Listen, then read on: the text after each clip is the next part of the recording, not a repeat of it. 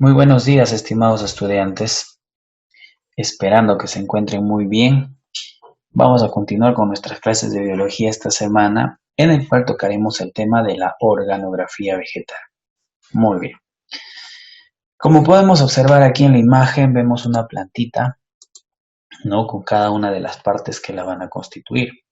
Es justamente la organografía vegetal la que se va a encargar de estudiar cada uno de los órganos que van a formar y constituir parte de una planta. Entonces, el día de hoy vamos a hacer el estudio de los órganos vegetales. A ver, como podemos ver en el siguiente esquema, la organografía vegetal, ¿no? Habitualmente la vamos a trabajar en plantas superiores, ya que ellas tienen pues todas sus partes completas, ¿no? Estas plantas superiores también son llamadas cormofitas, ya que tienen todas las partes y estructuras que le van a constituir a una planta pues ya evolucionada, una planta superior, por eso se les denomina así. Los órganos de la planta lo vamos a dividir en dos grandes grupos. Los órganos vegetativos, ¿sí? Donde encontramos a la raíz, que cumple funciones de fijación, absorción, almacenamiento. El tallo, que sostiene a la planta, también realiza funciones de transporte porque a través de él están los tejidos de conducción como el xilema y el floema. Y la hoja, que cumple una función fundamental en el proceso fotosintético. Y por otro lado encontraremos a los órganos reproductivos, que estarán constituidos tanto por la flor como por el fruto. Y dentro del fruto obviamente pues encontraremos la denominada semilla. ¿De acuerdo? Esta semana vamos a abocarnos a lo que viene a ser el estudio de los órganos vegetativos y vamos a estudiar fundamentalmente tanto a la raíz como al tallo. Y la siguiente semana pues ya nos encargaremos del resto de órganos que formarán parte de una planta.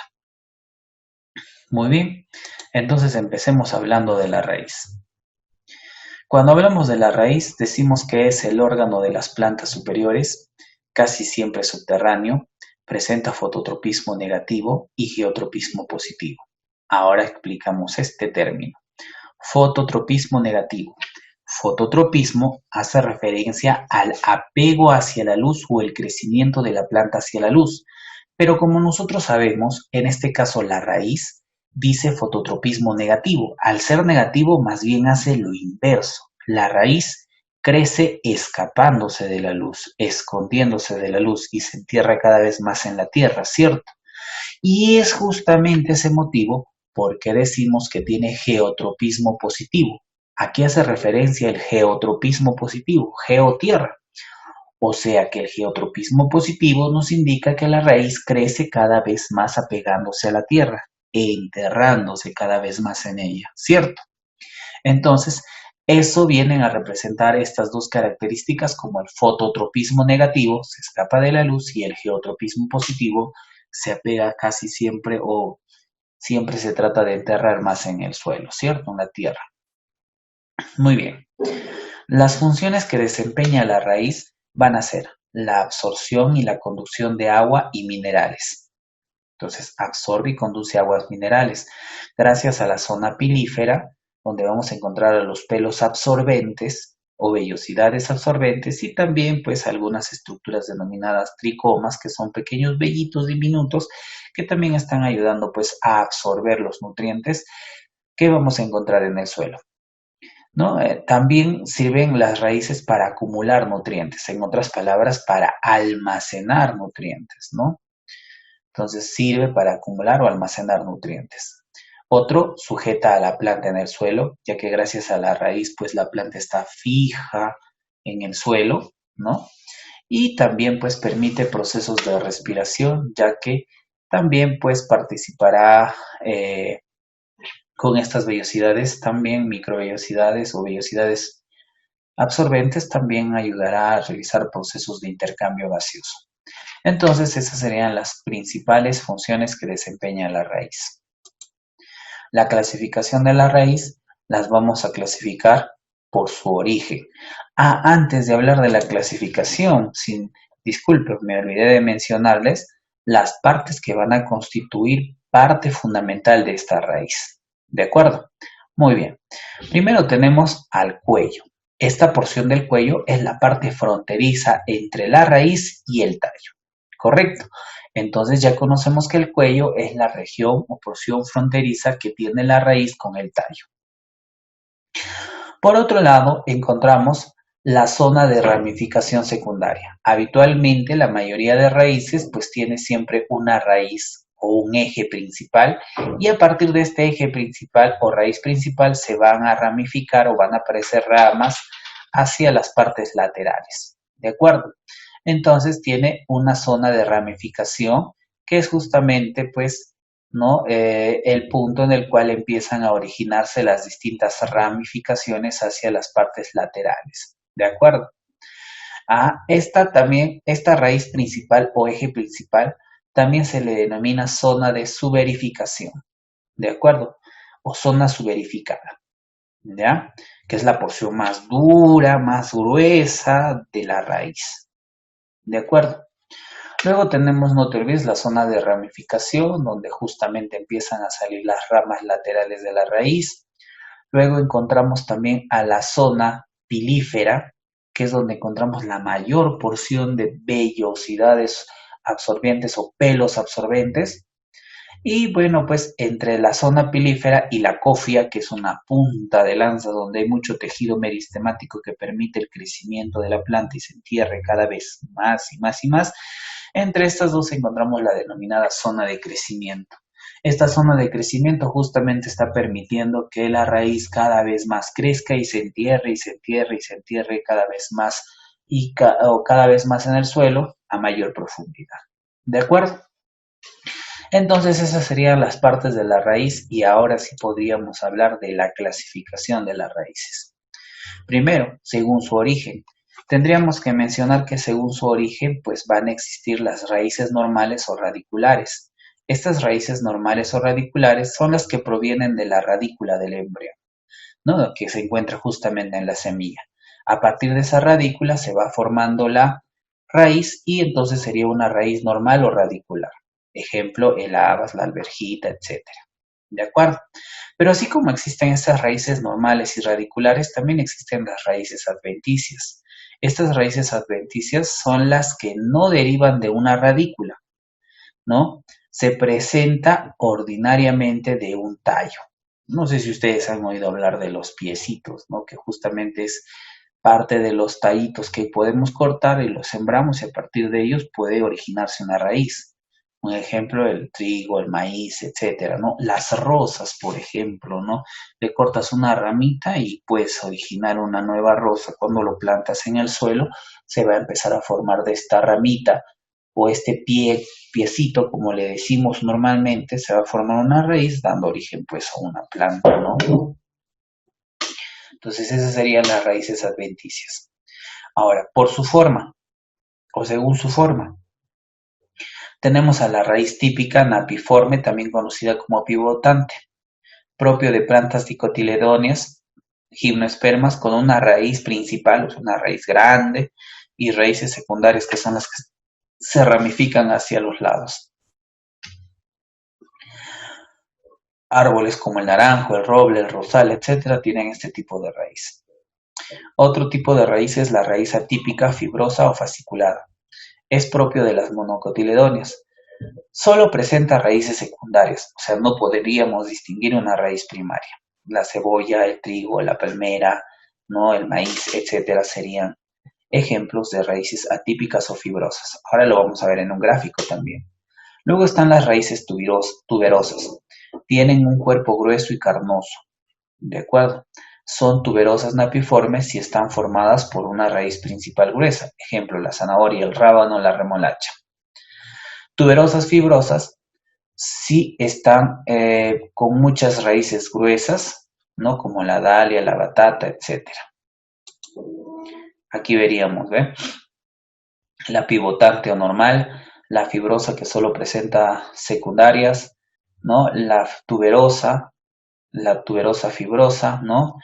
Así podemos observar, ¿no? Aquí vemos también según su origen, pues acá hay una raíz aérea porque está todavía hacia el aire, raíces adventicias, etcétera. A ver, sigamos porque no es la única clasificación. También se pueden clasificar las raíces según el medio en el que viven. Pueden haber raíces terrestres que viven debajo de la tierra, como la palmera, el rosal, etcétera.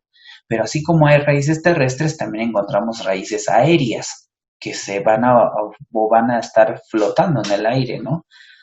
No tienen pelos absorbentes y un ejemplo son las orquídeas que habitualmente crecen pues sobre otras plantas, por ejemplo, y sus raíces están aéreas, no enterradas en una planta, sino por encima del tronco de un árbol, por ejemplo, ¿ves? Entonces esas son las orquídeas, raíces aéreas. También hay quienes tienen raíces acuáticas, se desarrollan en el agua sin pelos radicales, no absorbentes, como se ven en el repollito del agua, por ejemplo. Las plantas epífitas son aquellas raíces aéreas que viven sobre otros como muchas orquídeas, ¿no? También, entonces, estas aéreas o también conocidas como epífitas, ¿ve? Muy bien. Por su consistencia encontraremos raíces leñosas propias de los árboles, arbustos, dicotiledóneos, que son muy, se le puede decir, eh, grandes, compactas, duras, ¿no? Las semileñosas, que habitualmente son raíces fibrosas, duras como por ejemplo el de la palmera. Las raíces herbáceas, como por ejemplo las del trigo, el pensamiento, son raíces bastante pequeñas y frágiles, las herbáceas, ¿no? Y raíces carnosas como la del rábano, la remolacha, la cebolla, etcétera. Ya, muy bien. La zanahoria también sería una raíz carnosa. Entonces, de esta forma terminaríamos de hablar de lo que vienen a ser las raíces y pasaríamos a hablar ahora de lo que viene a ser el tallo. ¿Qué podemos decir del tallo? Diríamos que es la porción de las plantas vasculares, o sea, las plantas que tienen pues tejidos de conducción como el xilema y el floema, que están acostumbrados a llevar justamente hojas y yemas. Suelen ser aéreos, erigidos y alargados, aunque en algunas plantas presentan una estructura muy modificada. Por ejemplo, en las enredaderas, ¿no? Sus tallos crecen pues colgándose o adhiriéndose a otras estructuras, ¿no? Inclusive a otras plantas, por ejemplo. A ver, los puntos del tallo de los que brotan las hojas y las yemas se llaman nudos, y el espacio comprendido entre ellos, entre los nudos, se llaman entrenudos. Muy bien, aquí vemos la yema. La yema principal, que sería la punta de la planta, y acá hay yemas laterales o axilares, como podemos ver. De ellos están brotando tanto hojas como ramas, como podemos ver. Entonces, aquí en estas yemas justamente encontramos los nudos, ¿no? Que es justamente la porción del tallo que se va a comunicar con la rama, que habitualmente suele hacerse más gruesito, ¿no? Ahora, entre nudo y nudo encontramos este espacio que se llama entrenudo. Las principales funciones del tallo son formar y mantener a las hojas y las estructuras de su reproducción, conducir agua, nutrientes y almacenar sustancias alimenticias. Entonces esas son las funciones del tallo, ¿no? Conducir agua, nutrientes, almacenar sustancias, no se olvide. Y también formar y mantener a las hojas que realizarán la fotosíntesis. La sostienen también, ¿cierto? Las principales funciones del tallo justamente ya sabemos que son pues mantener a las hojas, las estructuras de reproducción, conducir agua, etcétera. Pasamos a la siguiente. Clasificación del tallo. Lo vamos a clasificar por su forma.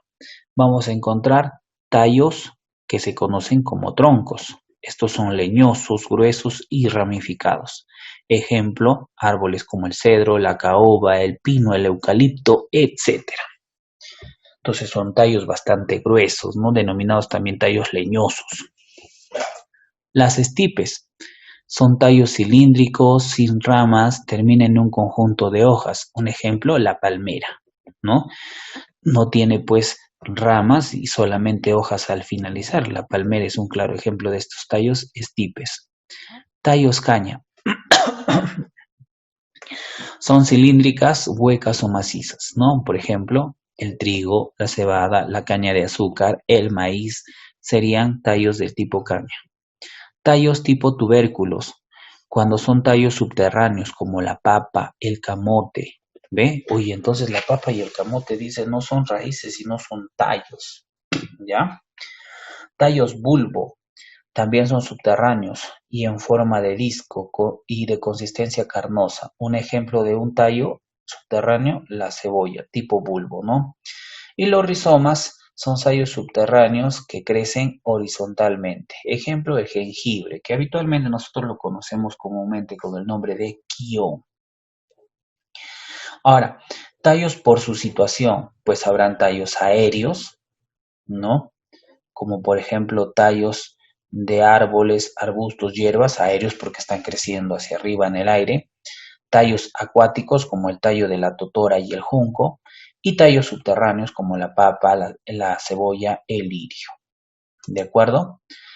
Y finalmente tallos por su consistencia, pues habrán los tallos leñosos que son bastante duros como el cedro, tallos carnosos, ¿no? Que son gruesos y cargados de agua como el cactus, tallos herbáceos que son delgados y flexibles, ¿no? Como por ejemplo el del tomate, el del trigo, etcétera, ¿no? Aquí vemos, por ejemplo, tallos leñosos como el de un árbol, estipe como el de la palmera, caña como el de la caña de azúcar, ¿no? De arbustos, ¿no? Cladodio como por ejemplo el de los cactus, ¿no? Estolón, hierba, etcétera. Así vamos a encontrar entonces los diferentes tipos de tallos. De esta forma hemos terminado con la teoría del día de hoy. Ahora resolvamos la práctica de que nos toca desarrollar esta semana. A ver, uno dice, órgano vegetativo de simetría radial que cumple la función de fijación y absorción, bueno, de la planta, ¿no? ¿Quién fija y absorbe a la planta? Pues el, la raíz, ¿cierto? Alternativa E. 2. Marque verdadero o falso según corresponda. Para cumplir la función de absorción, las raíces utilizan tricomas o pelos absorbentes. Verdadero. Las raíces se originan a partir de la radícula, son llamadas adventicias. Falso, ¿no? Las raíces que se originan de la radícula son raíces radiculares o normales, ¿no? Y las adventicias son las que se originan habitualmente de un tallo. Falso, entonces. Complete las zonas de la raíz. Bueno, pues hay 4 zonas, ¿no? La zona suberificada, que es el eje principal o la raíz principal. La zona de ramificación, donde justamente se empieza a ramificar de manera lateral. La zona pelífera, donde encontramos los pelos absorbentes. Y la zona de crecimiento, ¿no? Que le permite crecer a la raíz enterrándose cada vez más y más hacia adentro. 4. La raíz se origina a partir de la radícula del embrión, ¿no? Y a partir de tallos, A y B. Entonces sería la alternativa D, A y B. 5. Son propiedades de la raíz, dice. Geotropismo positivo, sí, porque crece enterrándose en la tierra. Geotropismo. Geotropismo negativo, no. Fototropismo positivo, tampoco. Fototropismo negativo, sí es cierto. Entonces, estas propiedades de la raíz serían la A y la D. Entonces encontramos esas alternativas en la E, ¿no? Alternativa E, A y D. 6. Son formaciones epidérmicas de la raíz que carecen de cutina. Bueno, estamos hablando de los pelos absorbentes y de los tricomas, A y B. 7. Zona anatómica de la raíz que presenta el punto o cono vegetativo. Estamos hablando del eje principal, ¿no? O sea, de lo que viene a ser la raíz principal también considerada. 8. Son raíces que presentan parenquima aerífero y no poseen zona pilífera. Bueno, estamos hablando de los que poseen parenquima aerífero son las que habitualmente viven con escasez de aire, ¿no? Entonces, habitualmente estamos hablando de estas, que serían las plantas acuáticas. Alternativa B. Cuando las raíces principales crecen más que las raíces secundarias, estamos hablando de una raíz normal, también conocida como pivotante. Entonces sería la alternativa A. 10. Todas las siguientes son características de las raíces neumatóforas, excepto, bueno, las raíces neumatóforas son las que habitualmente crecen o son raíces aéreas, crecen hacia arriba más bien, ¿no? Por ejemplo, eh, lo que vienen a ser los manglares, ¿no? Sería un ejemplo de raíces neumatóforas. Aquí podemos decir que lo único que no es cierto es que nacen de ramas, no nacen de las ramas, nacen del tallo, ¿no? O del eje principal.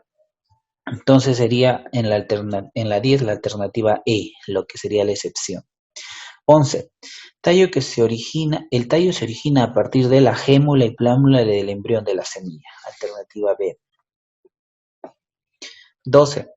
Los tallos ganan dureza mediante el proceso de, bueno, hay dos procesos, ¿no?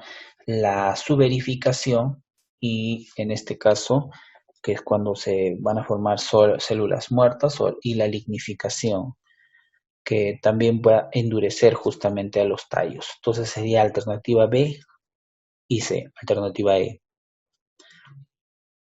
13. Es función de las lenticelas. Bueno, las lenticelas son poros que encontramos en los tallos leñosos, o sea, en los troncos, que permiten intercambio gaseoso. Alternativa C. 14. Función de almacenamiento se verifica en los tallos, habitualmente en los tallos subterráneos, como la papa, no almacenan almidón. 15. Todas las siguientes son características de los nudos, excepto. Bueno, aquí la excepción es que segregan ceras, los nudos no segregan ceras, la alternativa E sería la excepción. Todo lo demás es correcto. 16.